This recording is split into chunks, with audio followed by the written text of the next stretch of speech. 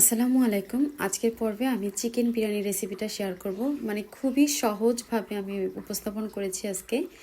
একটা chicken, 1 packet চাল আর 1 packet biryani মশলা। আর একদম ঝরঝরে হয়েছে বিরিয়ানিটা, আর খেতে খুবই মজা হয়েছে আলহামদুলিল্লাহ। তো এর জন্য আমি একটা চিকেন নিয়েছি। চিকেনটা 2 কেজি ওজনের ছিল। তো কেটে বেছে প্রায় 1 কেজি 700 গ্রামের মতো আর কি আছে। এখন এই চিকেনটা খুব ভালো করে ওয়াশ করে নিয়েছি। তারপর এখন এর ভিতরে দিয়ে দেবো মশলা।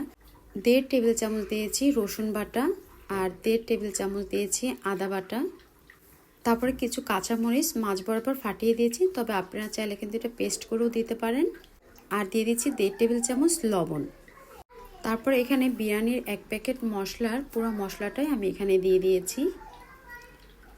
আর আপনারা যদি ঘরে মশলা করতে চান সেক্ষেত্রে একটু বাদাম বাটা আর গরম মশলা, সমস্ত গোটা গরম মশলাটা টেলে গুঁড়ো করে নিলেও কিন্তু হয়ে যাবে। তবে প্যাকেটের বিরিয়ানির একটা সেন্ট আসে, আর সেটা আমার খুবই ভালো লাগে, তাই আমি ব্যবহার করলাম। আর দিয়ে দিচ্ছি 1/2 কাপ পরিমাণ টক দই। টক দইটা আমি ডিপে রেখেছিলাম, তাই এটা পাতলা হয়ে গেছে। আর টক দইটা দিতে গেলে কিন্তু অবশ্যই চিনিটা দিতে হবে। তো 2 টেবিল চামচ চিনি দিয়েছি। আর এখানে 7-8টা পেঁয়াজ আমি একটু ভেজে তারপরে তেল সহ এখানে দিয়ে দিলাম। আর এটা ভালো করে হাত দিয়ে মেখে এটা ম্যারিনেট করে রেখে দেব 20 মিনিটের জন্য। ম্যারিনেট করে রাখলে চিকেনটা খুব নরম হবে, আর এটা খেতেও কিন্তু বেশ দারুণ লাগবে। 20 মিনিট পরে আমি চুলার উপরে একটা কড়াই বসিয়ে দিয়েছি, আর তার উপরে চিকেনটা আমি দিয়ে দিলাম। পুরো বাটির মশলা সহ আমি চিকেনটা এখানে ঢেলে দিলাম। আর এখন বাজারে নতুন আলু পাওয়া যায়, সেখান থেকে নতুন আলু নিয়ে এসে আমি সুন্দর করে ধুয়ে তারপর এখানে অ্যাড করে দিলাম। এই নতুন আলুটা কিন্তু এমনি খেতেও অনেক মজা লাগে, সেজন্য আমি ভাজলাম না। আর নতুন আলু দিয়ে বিরিয়ানি করে দেখবেন, আলুটাই মানে খেতে ইচ্ছা করবে, এত মজা হয় আর কি। আলুটা দিয়ে খুব ভালো করে এটা আমি মাখিয়ে নিলাম। তারপরে এখানে আমি অল্প একটু পরিমাণে পানি দিয়ে এটা প্রথমে হাই হিটে রেখে দিব। প্রায় 10 মিনিট পরে আমি চুলার আঁচটা একদম কমিয়ে দেবো। আর মাঝে মাঝে কিন্তু ঢাকনা তুলে অবশ্যই নাড়াচাড়া করে নিতে হবে, কারণ ঝোলটা এখন গাঢ় হয়ে যাবে, আর এ পর্যায়ে কিন্তু পাতিলের তলায় লেগে যেতে পারে।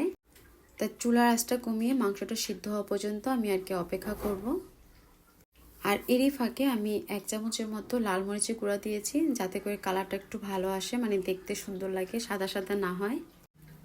তো আমার চিকেন কষাটা কিন্তু হয়ে গেছে, হয়তো আপনারা দেখেই বুঝতে পারতেছেন।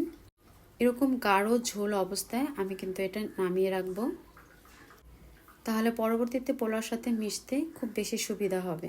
তো আর একটা পাতিলের ভিতরে আমি প্রথমে সাদা তেল দিয়ে দিলাম, তারপর দিয়ে দিলাম তেজপাতা, দারুচিনি, এলাচ, আর দিয়ে দিলাম 1 টেবিল চামচ ঘি। ঘিয়ের ভিতরে দারুচিনি এলাচটা একটু সময় নিয়ে ভেজে নেব। আর তেজপাতাটা ধোয়ার কারণে বারবার করে পানি ছিটে উঠছিল, তাই আমি এখানে দিয়ে দিলাম লবণ। আর 7-8টার মতো পেঁয়াজ কুচি দিয়েছি, তারপর আরেকটু লবণ দিয়ে পেঁয়াজটা এখন বেরেস্তার মতো করে ভেজে নেব। এখন আমার এই ভাজা পেঁয়াজের ভিতরে আগে থেকে পানি ঝরিয়ে রাখা পোলার চালটা দিয়ে এটাও আমি একটু ভেজে নেব।